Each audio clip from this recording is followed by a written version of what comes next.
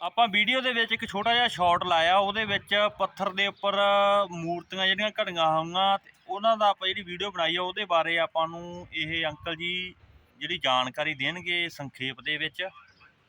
आज जो आपने ये जो देवलिया देखी थी, हाँ जी, अपने भाषा में उसको देवलिया कहते हैं। ठीक है जी, जो सती प्रथा के टाइम में ये सती होया करती थी। ठीक है जी। तो दूसरी बात में ये सती माता भी कहते हैं उसको। तो अब ये चीज़ विलुप्त हो गई। अब गवर्नमेंट ने भी सती प्रथा बंद कर दी है उसको।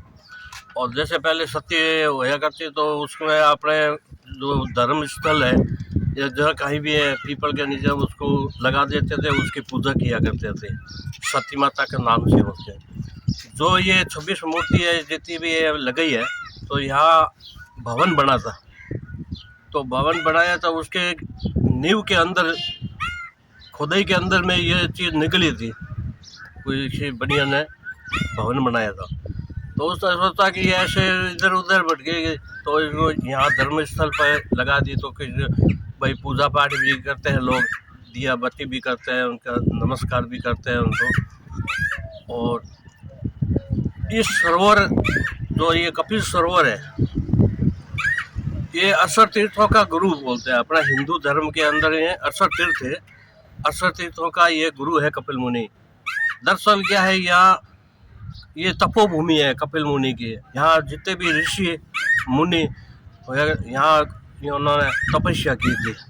तो कपिल मुनि ने भी यहाँ तपस्या की थी। अपने माता का नाम था देवहूति। देवहूति माता को सांख्य योग शास्त्र का माँ को ज्ञान दिया था, यही बोला इसमें। और ये जो पास में जितने भी गांव हैं सब ऋषि मुनियों के नाम से ही उनके। जैसे पास में ये अपना यात्रा गांव है, तो दत्तात्रेय भगवान ने यहाँ तपस्या की थी। मड ऋषि थे, तो यहाँ पास में मड ऋषि। चांदी में चमन ऋषि ने तपस्या की थी, तो चांदी गांव। जैसे अपने ये सरोवर के पास में 2.5-3 किलोमीटर 4 किलोमीटर की रेंज में जितने ये गांव है, तो सब ऋषि मुनियों के नाम से ही प्रचलित है। कार्तिक शुद्धि पूर्णिमा को यहाँ बड़ा मेला लगता है।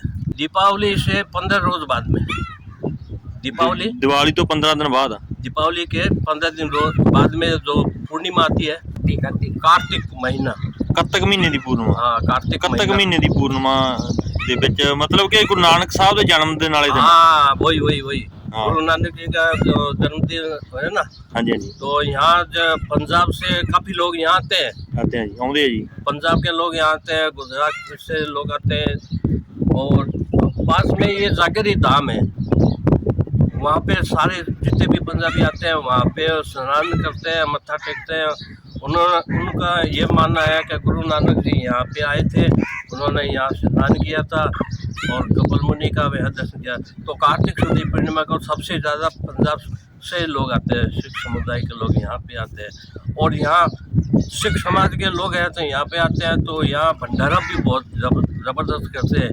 तो यहाँ जितनी भी जनता आती है उनको अपने श्रद्धा से उनको भंडारा भी खिलाते हैं उनको। और भी लोग जो लोग आते हैं वो भंडारा भी करते हैं यहाँ पे। मेन चीज़ यहाँ कपिल मुनि का है, उनको अपने धर्मशास्त्र के अंदर में बिंदु सरोवर बोलते हैं। इस तीर्थ को क्या बोलते हैं? बिंदु सरोवर। बिंदु सरोवर। हाँ, तो ये जो मंथन हुआ था, समुद्र मंथन, तो उसमें एक बूंद यहाँ गिरी थी। ठीक है जी। इसलिए इस तीर्थ को बिंदु सरोवर नाम से प्रचलित है। यहाँ मोक्ष क्रिया का होता है। कोई भी जीव आत्मा को जीव होता है, जैसे अपने भाषा में बोलते हैं भूत प्रेत कैस, तो उनकी यहाँ श्योर गति होती है। ठीक है जी। मैं यहाँ का पंडित। ठीक है जी। मेरा नाम राधे व्यास। ठीक है जी। मेरा पिताजी का नाम भैरव नारायण व्यास। ठीक है जी। मेन काम यहाँ हमारा भस्मी विसर्जन का काम है। जो आदमी दाग देने के बाद में जो राख होती है, ठीक है तो जी। वो राख यहाँ लेके आते हैं और उनका हम ब्राह्मण कुल में है। अस्थियां जो प्रवाहित करते हैं, अस्थियां तो ले जाते हैं हरिद्वार। ठीक है जी। जो राख बचती है वो यहाँ पे लाते हैं। ठीक है जी। वो अपने हर बॉडी को जलाने के बाद में क्या है कि हड्डी और राख ही दो ही बचते हैं। ठीक है तो जी। हड्डी क्या है, कितने भी प्रयत्न कर लो हड्डी उसका अस्तित्व कभी खत्म नहीं होता है। तो अपने अब जितने भी ब्राह्मण हैं इसको मिलके उसका संशोधन किया था कि इस हड्डी का भी कुछ निर्माण किया जाए। तो गंगा जी में प्रवाहित करते हैं हड्डी, जो कठोर हड्डी होती है। तो गंगा जी में प्रवाहित करने के बाद में गंगा जी बहुत ज़्यादा प्रहार से तेज चलती है, तो बड़े बड़े भाटे भी हैं उनको छोटे पबूड़ी बन जाते हैं, हड्डी भी उनको रगड़ के खत्म हो जाती है। तो उनकी वो रेन का बन जाती है हड्डी की, उनकी रेन का, तो हड्डी का अस्तित्व वहाँ पे खत्म हो जाता है। और भस्मी यहाँ पे डालते हैं तो ये पड़ा पानी है, तो इसमें 6 महीने अगर भस्मी इसके अंदर रह गई तो वो मिट्टी में तब्दील हो जाती है, मिट्टी बन जाती है उस भस्मी की। तो ऐसे करके वो अस्तित्व खत्म हो जाता है। और ये कहते हैं लोग यहाँ 52 घाट से ज़्यादा है। जैसे वो गुरुद्वारा है, गुरुद्वारे के पास में है ना, वो है 70 से ज़्यादा घाट है, 70 से ज़्यादा घाट है। जैसे हर घाट पे नंबर लिखा हुआ है। जैसे आप यहाँ खड़े हैं, यहाँ 1 नंबर घाट है, ये आप जिथे खड़े हैं 1 नंबर घाट है, ये 1 नंबर घाट है। ठीक है जी। और ये 2 नंबर घाट है। हर घाट पे नंबर अंकित है। और यहाँ मुसलमान लोग जो स्नान, तो उनका भी घाट एक अलग से बनाया हुआ है, ठीक है जी। ढाई घाट बोलते हैं, मुसलमान भी इथे स्नान करते हैं, तो उनका घाट अलग बना हुआ है, ढाई घाट बोलते हैं उसको, ठीक है जी।